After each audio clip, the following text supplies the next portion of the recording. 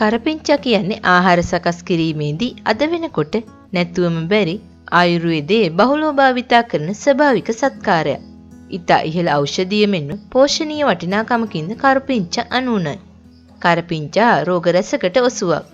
ශරීරගත අනවශ්‍ය මේද පාලනයට, අහිතකර cholesterol පාලනයට, දියවැඩියා රෝගීන්ගේ රුධිරගත glucose මට්ටම් පාලනය කිරීමටත්, ශරීරයට ඇතුළු වන වසවිෂ ඉවත් කිරීමටත්, ඇස්පෙනීමේ හැකියාව වර්ධනය කිරීමට, බැක්ටීරියා විනාශ කිරීමේ හැකියාවත්, හෘදයේ මන ක්‍රියාකාරීත්වයටත්, සර්ප විෂට ආදී රෝග රැසකට කරපිංචා ගුණදායක වෙනවා. ඉතින් කරපිංචාවල ගුණ මෙතකයි කියලා කියන්න බෑ.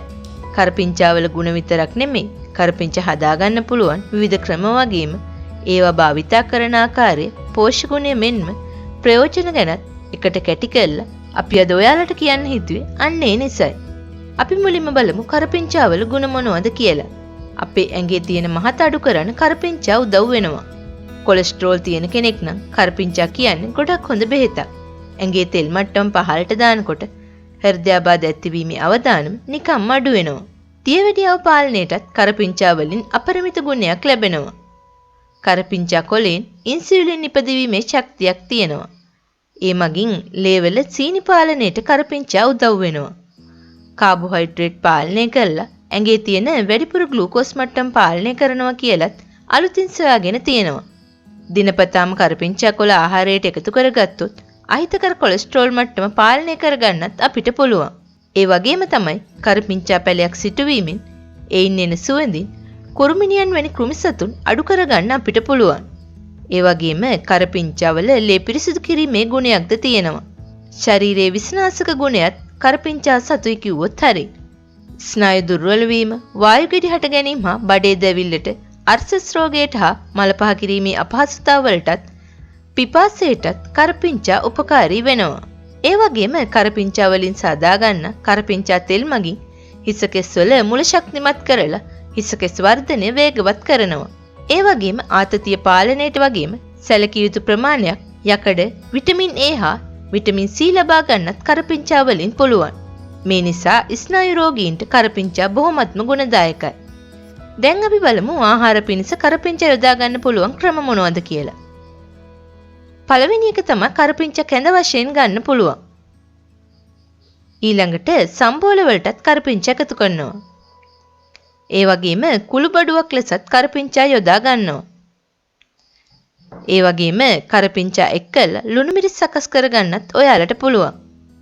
ඔයාලත් කරපිංචා මද පවන වේලලා අරගෙන කල් තියා ගන්න පුළුවන්. මෙහෙම වේලලා ඔයාලට ගොඩක් කල් යනකම් ශීතකරණයේ දාලා තියා ගන්නත් පුළුවන්. වැදගත්ම දේ තමයි කරපිංචා වේලනකොට කොළ පාට නැති වෙන්න වේලන්න ඔයාලා බලා ගන්න ඕන. වේලපු කරපිංචා කොළ කුඩු කරලා කරාබු නැටි හා කුරුඳු පොත්තක් කුඩු කරලා තේ බොන වෙලාවට තේ පානය වගේම සකස් කරගෙන බොන්නත් ඔයාලට පුළුවන්. ඒ වගේම වේලපු කරපිංචා කොළ වලට ඉඟුරු පියලි ටිකක් දාලා තම්බලා බිව්වොත් ඇඟ අඩු කරගන්නත් පුළුවන්. කරපිංචා වේලලා කුඩු ටිකක් දාලා රසට පොල් රොටි හා ඕනම රොටි වර්ගයක් හදා ගන්නත් පුළුවන්. ඒ වගේම කරපිංචා වලට වැඩිපුර බටර් ටිකක් එහෙම දාලා කොකිස් එක්ක හැදුවත් ඒ බොහොමත්ම රසවත් ආහාරයක් වෙනවා. ඒ වගේම කරපිංචා කොළ බැදලා බැදුම් වලට එක් කරගන්නත් ඔයාලට පුළුවන්. බත් එකටත් කරපිංචා ටිකක් වැඩිපුර දාලා ආහාරයට ගත්තොත් ඒක ගොඩක් වැදගත්. ඇස්පෙනීම වර්ධනය සඳහා කරපිංචා යොදාගන්නේ මෙහෙමයි. කරපිංචා කොළ 10ක් විතර දිනපතා හොඳින් සපා කාලා වතුර වීදුරුවක් පානය කිරීම මගින් ඇස්පෙනීම වර්ධනය කරගන්න පුළුවන්.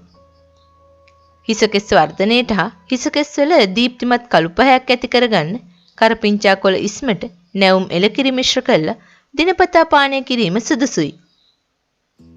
කරපිංචා කොළ යුෂ මගින් තෙල් හිඳක සිස ගැල්වීමෙන් හිසකෙස් මුල ශක්තිමත් කිරීම හා හිසකෙස් වලට අවශ්‍ය පෝෂණයත් ලබා දෙනවා.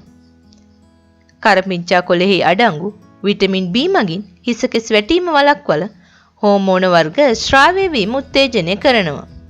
දැන් අපි බලමු කරපිංචා තෙල් සකස් කරගන්නේ කොහොමද කියලා.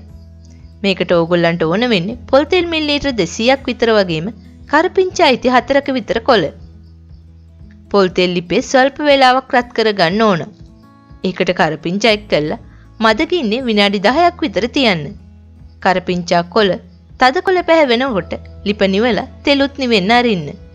නිවුනට පස්සේ පිරිසිදු බඳුනකට මේක පෙරා ගන්න ඕන. මෙය දින 7ක් තුලදී දිනකට 4 වරක් ගානේ භාවිතා කරන්න. මුළු කොණ්ඩේම ගාලා විනාඩි 5ක් විතර සම්බාහනය කරන්න. ස්නානය කරන්න පැයකට පමණ කලින් මේක සිදු කරලා පස්සේ හිස සෝදා හරින්න.